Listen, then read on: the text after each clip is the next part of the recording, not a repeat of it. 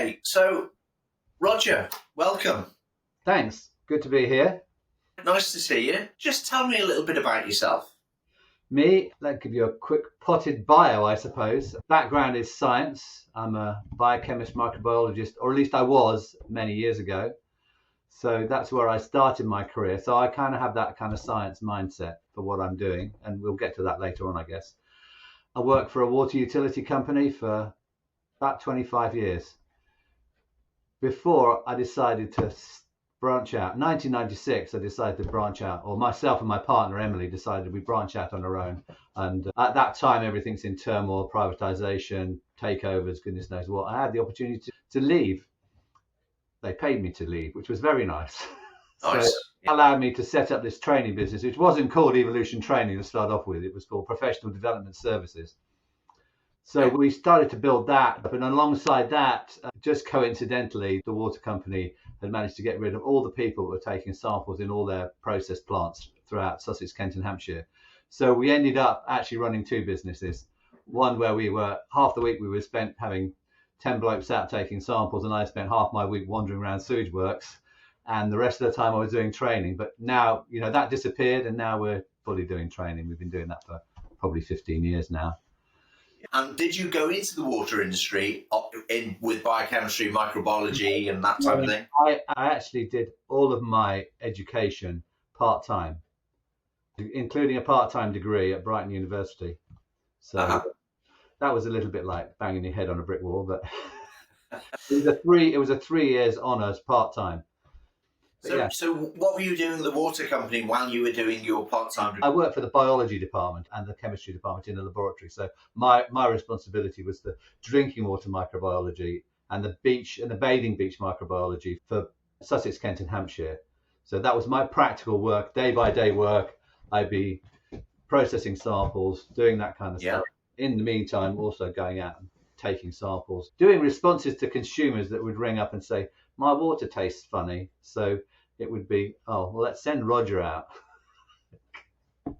You'd have a little sip and go, tastes all right to me. Well, you look around the kitchen and you go, well, there's a dishcloth soaked in detergent hanging off the tap. And, say, I can taste TCP in my water. That's why. There are some simple solutions.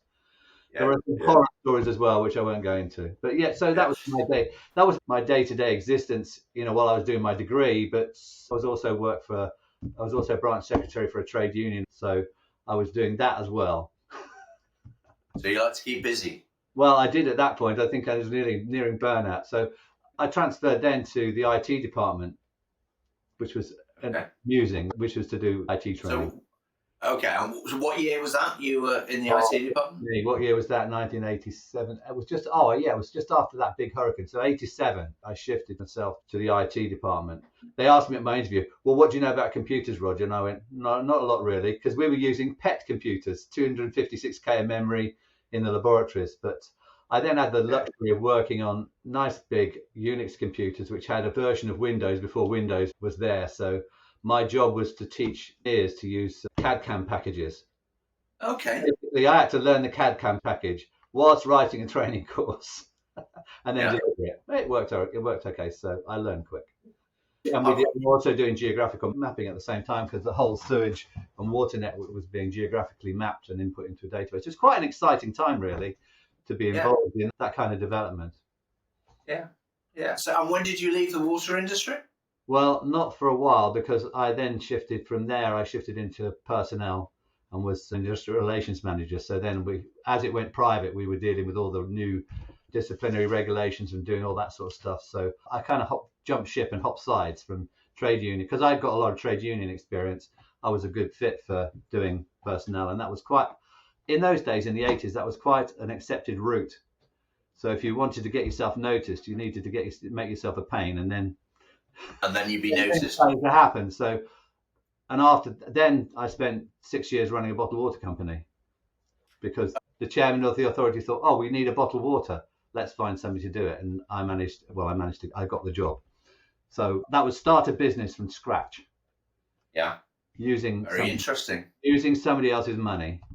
It's always good to use somebody else's money. I always think so, yes. So after a few million quid anyway. We built a pilot plant, then we built a factory, bought equipment from Italy and Germany, and we were bottling 2 brands of water by the time I got pulled out. And then I got pulled out of that to go back to the science company.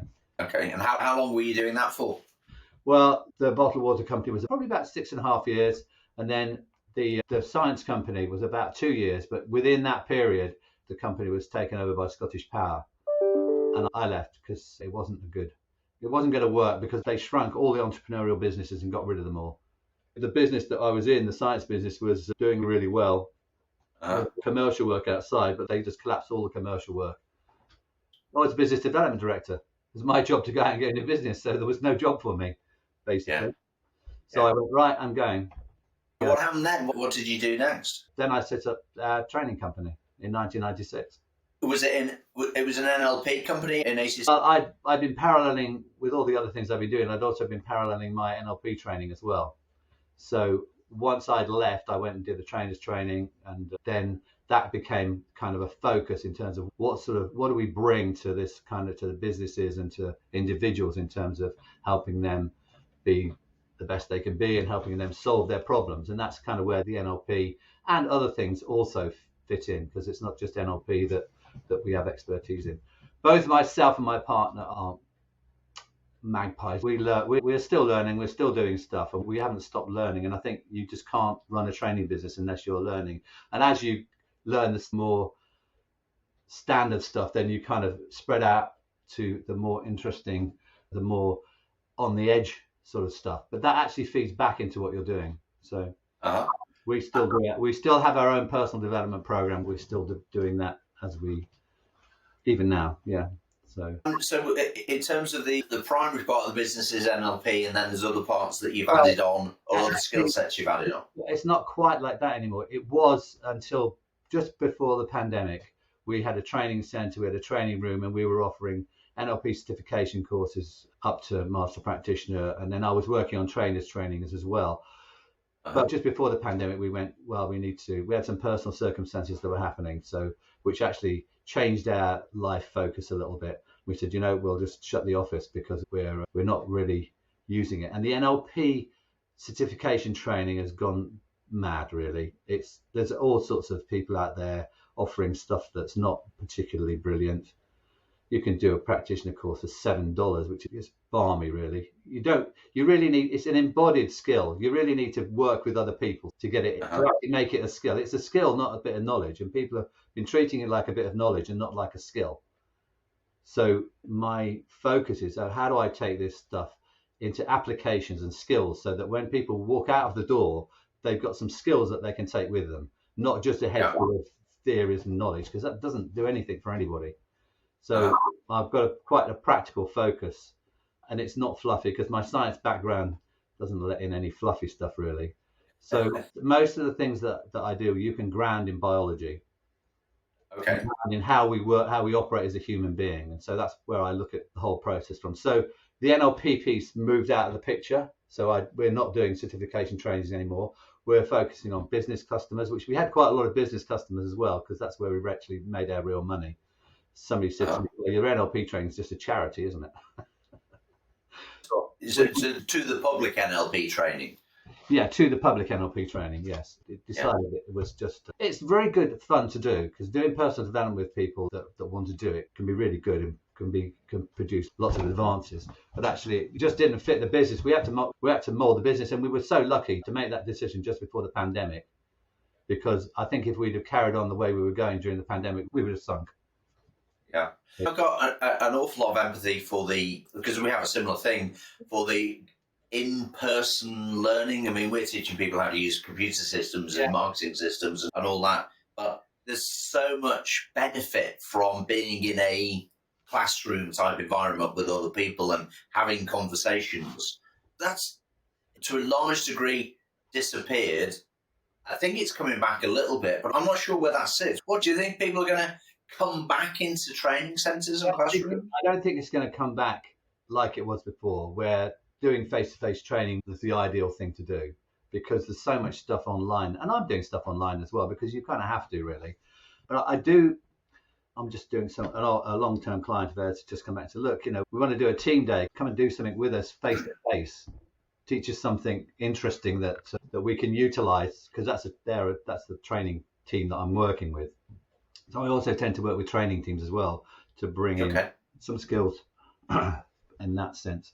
So I think it's come back a little bit, but will it come back to where it was before? I don't think so. Part of the problem is that people don't want to spend more than a day doing something. And in order to learn a skill, you've got to spend more than a day to get it embedded. And we've got ways of we can do a good job in terms of embedding things quite quickly. But unless you've got the time to sit with another human being and practice what you've been taught, it's very difficult to embed it. Mm-hmm. You can do a certain amount online, and that works quite well. And I run a Wednesday webinar, the last Wednesday in every month I run, which is focused around personal development and NLP topics. So I'll take a short NLP topic, I'll work it out for delivering it online, and with exercises that people can do. And that's an hour and a half on a Wednesday as a way to, just keep that rolling and keep people interested. We just put that out to our client base at the moment. Okay, very good. I know I'm talking more about NLP and you do other things as well, but, where's the boundaries of what you can kind of achieve with NLP, and where's the edges around, well, actually, you shouldn't move in that direction because it's a little bit unethical? Quite often get asked this question about ethics. Ethics, it's about you, not about the art and science of NLP. Of course, you can use almost anything for negative. The way I want to teach it, or the way I do teach it, is so that there's kind of a little bit of awareness about, these are quite powerful things that you can learn. So how are you going to work with that? For the most part in business, it's the communication things that are the key things. So once people understand that actually they're interacting and there's a biological base for what they're doing for rapport and for a lot of the other things, then that understanding, I think, helps people be a little bit more ethical about it. So it stops being manipulation and starts being, how do I join this person in a conversation and make that conversation flow both ways, rather than how do I join this conversation and make that person do what I want them to do. Because frankly, if you do a lot of that, you'll stop having conversations, because people won't really want to talk to you. Because, we know when we're being manipulated, because we can feel it inside, and that might not stop us talking to the person, but it might stop us being as open as we could be. And it might stop us doing the business that we might want to do, because we just don't feel that that's good. I'm sure that you've met people like that in your experience, that you just go, hang on a second, I feel like I'm taking down a path here that I don't want to go. So that's the kind of ethics piece, that it's just an awareness, and think about how you're going to use it and what you're going to do with it. It's really not using it, it's really, how can I improve my communication so that we can have conversations that lead us in places that are going to be a win-win for both parties. Yeah. And is that, is the science of that and your thinking and how to kind of achieve the communication, given that what we were talking about just before, which is more and more stuff is going sort of online and this type of medium rather than, face to face in the same room, are the techniques developing, and what's your thoughts about how to use the skills in online mediums? Well, I think for myself, and from the conversations I have with other people that are in my field that are also master trainers, what we're doing is we're adapting the theory, if you like, let's just take NLP for an example, but the theory for the NLP stays the same. I can tell you the theory about rapport. How we then get you to practice that on this kind of medium is a little bit different to how we would get you to do it face to face. So we get you to change your position, we get you to work out where you can do it, and the exercises are slightly different. So there's a level of adaptation going on here from, all of the trainers that I talk to have been adapting the NLP, some more successfully than others. And one of the reasons for doing the Wednesday webinars, from my perspective, is, well, by doing an hour and a half on a specific topic, I can really tailor it so that it meets the medium. So I can think about how do I put this over and give people an experience that they can recognize and that they can then do something with when they turn off the webinar, and so we say goodbye. Yeah. So it's really all about getting your head around applications and how do you apply it, and then how do you train it in a medium like this. Yeah. I suppose in terms of the feedback mechanism, it's more difficult. There's not as much feedback coming to you, or in fact transmitting to the other person, because of the framing of what you can see and what you can't see, and all this. This is a two-dimensional media, and the color, all the color is downgraded, so you don't get the subtleties that you do face to face. But there are some things that you can do that help that. So there are ways around it that won't get you 100% of a face-to-face, but will get you close enough for when you're in a face-to-face situation for you to pick up the other bits. Yeah. Interesting. I'm interested in a number of different sciences, a number of different things going on.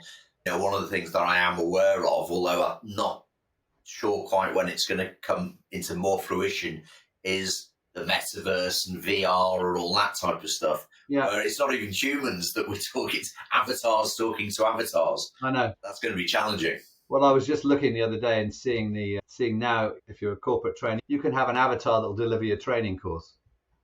Yeah. Well, there's some really very good AI video creation stuff. Yeah. And it is written in terms of text to voice, it's very good. And even text to kind of voice, facial expressions. Yeah. But I'm not sure that it's got the richness of the whole body and body language in there. It doesn't. I think it also has another problem, because we're looking at screens, and the main thing we watch on screens is television. And television is not a medium which is there for learning most of the time. So we've got there are some kind of, I think, belief sets, unconscious belief sets that are sitting in here. When you're looking at a screen, it's entertainment. And it's not, you might pick a nugget up, but it's not an experience where you're immersed in learning with other people.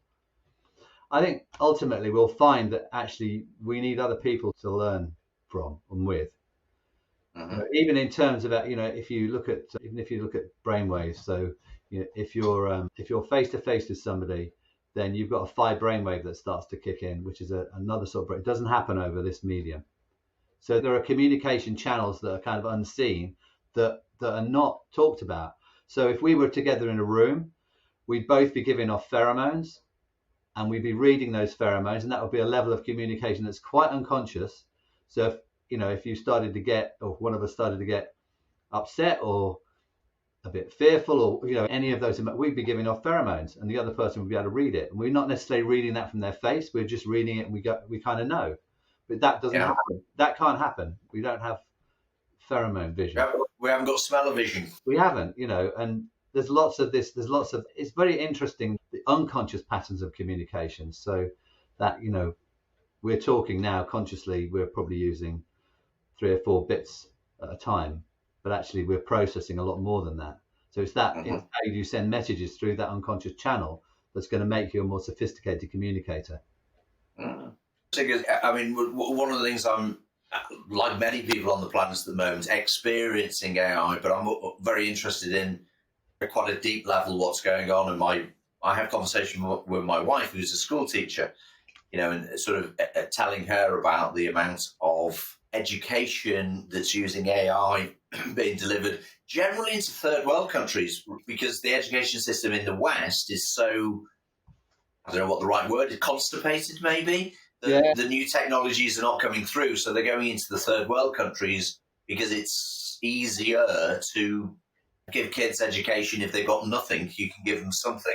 And I'm curious as to, because I haven't thought about it until this conversation, they'll quite naturally be missing out on the kind of the human classroom contact, because they're doing things on tablets. Yeah. There is that aspect, but then if you're thinking about third world countries, there's such a desire to learn that I think you actually will gain a little bit from that desire to learn, which I don't think you've got such a great desire to learn in this country. I think our education system's really failed in many ways in terms of giving us that, creating a desire to learn, because it's become so channeled and restrictive, and more governments come in and put more channeling and more restriction on it. So the creativity's gone. Teachers can no longer be creative and react to their audience in a way that helps them teach brilliantly.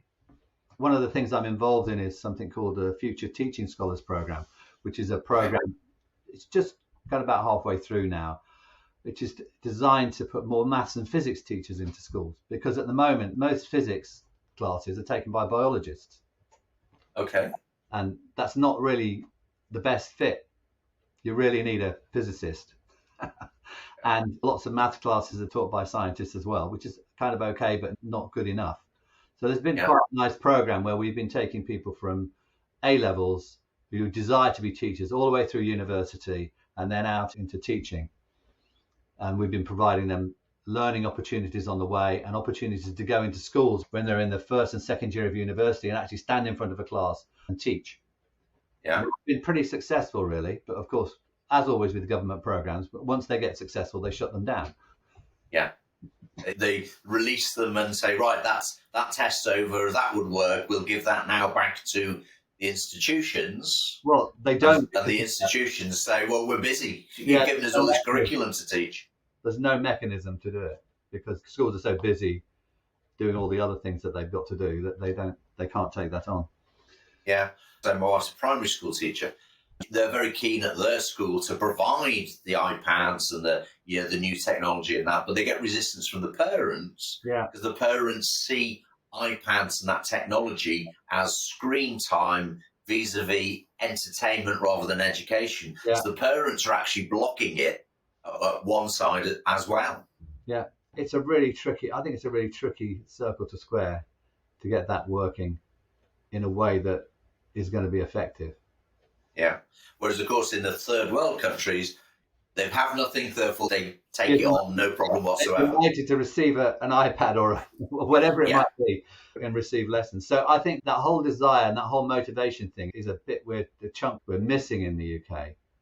So you can put the most inspirational teachers in front of a class, but unless they understand how to motivate, then they're going to struggle.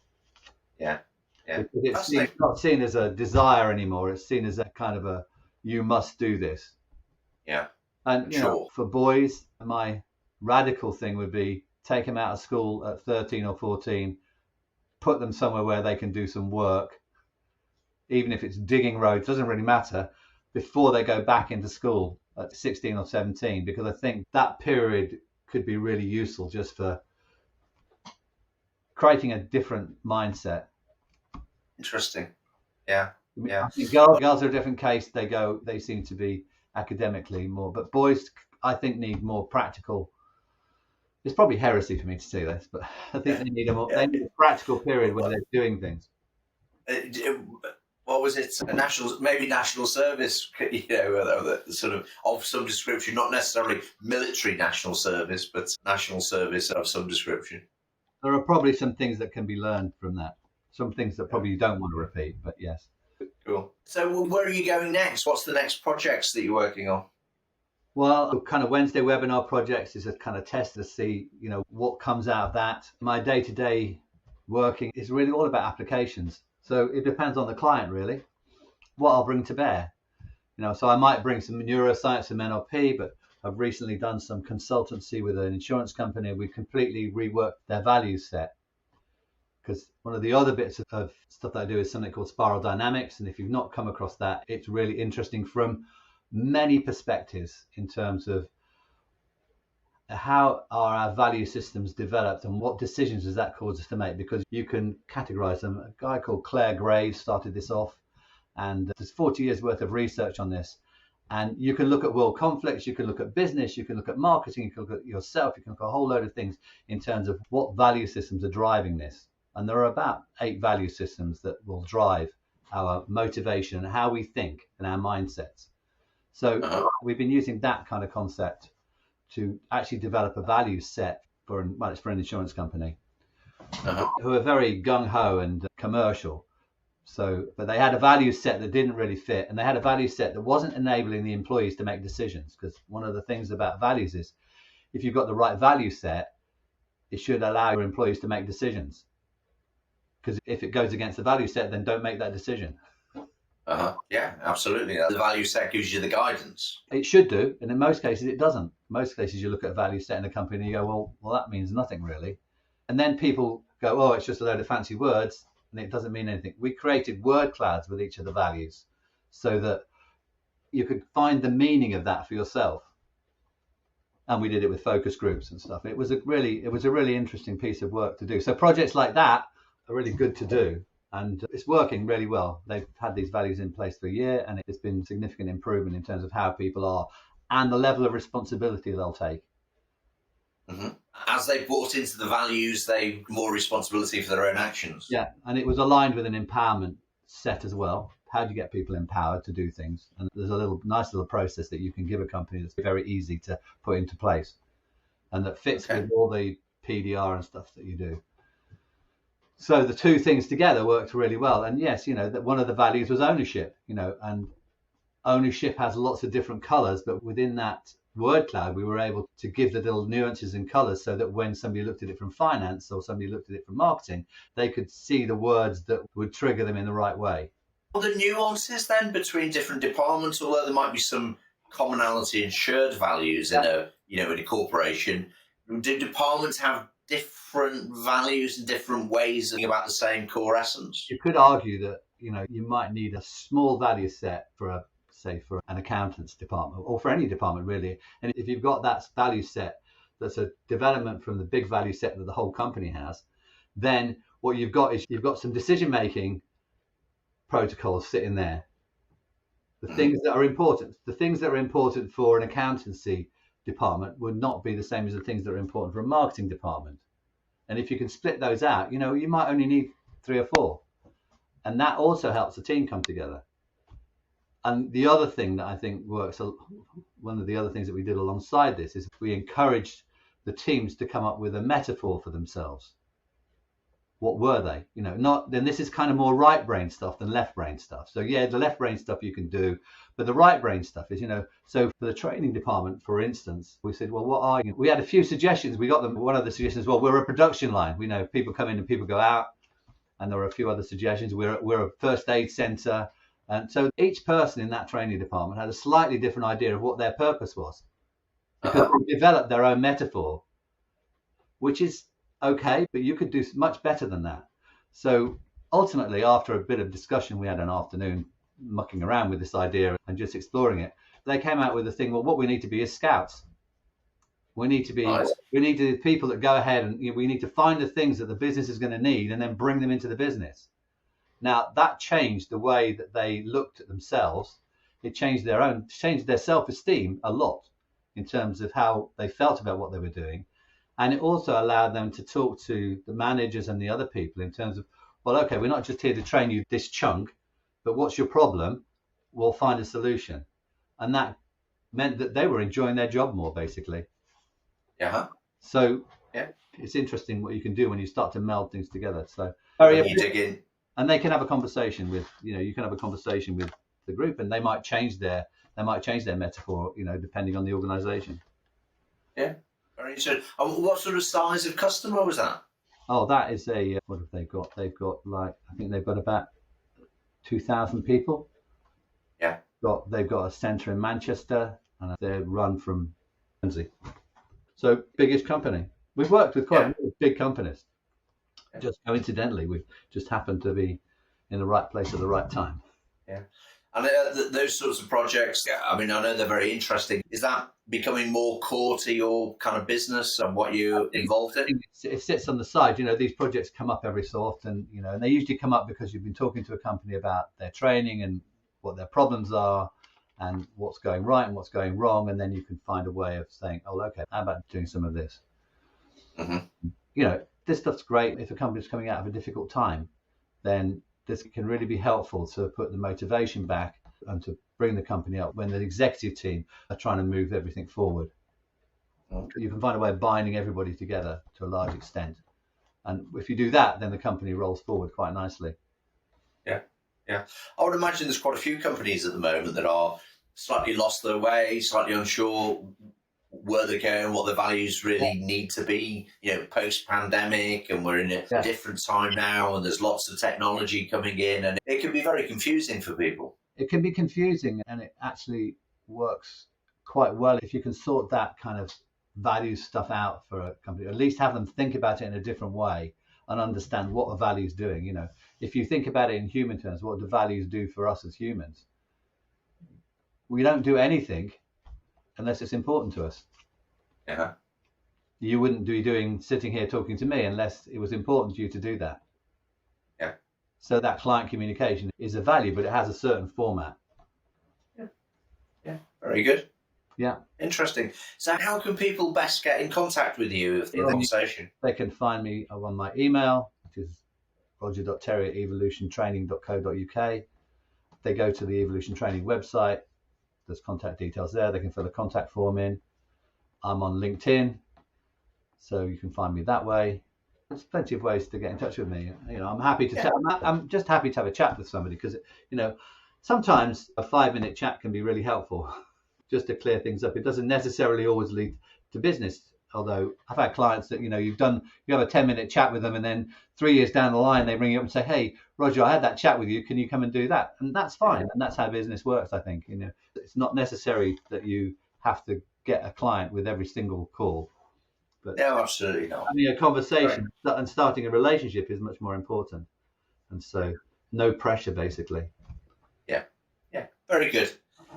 Okay, Roger, thank you very much for your time this afternoon. It's really great to chat with you, and hopefully speak to you again soon. All right, take care. Thanks very much.